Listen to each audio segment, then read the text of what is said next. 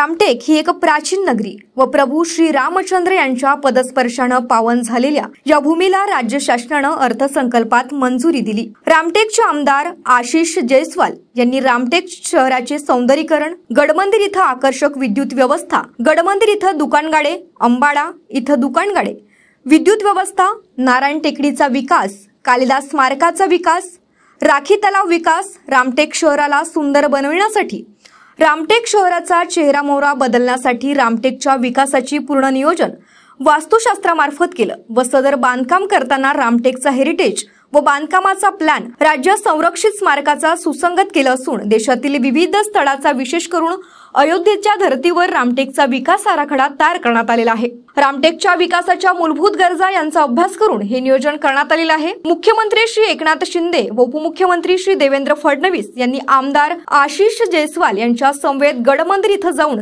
सर्व परिसराची पाहणी केली होती व रामटेकच्या नेहरू मैदानात दोघांनी हा निधी उपलब्ध करून देऊ असं वचन दिलं होतं। सदर कामे अर्थसंकल्पात समाविष्ट व्हावी याकरिता मंत्रालयात प्रत्येक स्तरावर आमदार आशिष जयस्वाल यांनी पाठपुरावा करून जिल्हा समितीची मंजुरी घेऊन राज्य समितीकडे सादर केलं व त्यांच्या प्रयत्नांना मोठं यश आलं आहे। रामटेकच्या विकासासाठी अनेक प्रकल्प पूर्वीच हाती घेतलेले आहेत, त्यातून अनेक कामं प्रगतीपथावर आहेत। सुमारे 50 ते 100 कोटींचं कामं मागील 1 वर्षात अतिरिक्त मंजूर करण्यात आले आहेत, त्यातूनही अनेक कामं सध्या प्रगतीपथावर आहेत। या अर्थसंकल्पात पहिल्यांदा 211 कोटींचा निधीचा विकास आराखडा मंजूर झाल्यानं अनेकांनी आमदार आशिष जयस्वाल यांचं अभिनंदन केलं आहे। नागपूर जिल्ह्यातील रामटेक हे प्रभू रामचंद्राच्या पदस्पर्शाने पावन झालेले तीर्थक्षेत्र रामटेक विकास आराखड्यासाठी पहिल्या टप्प्यात 150 कोटी रुपयाच्या कामांना मान्यता देण्यात आली असून ही कामे प्रगतीपथावर आहे।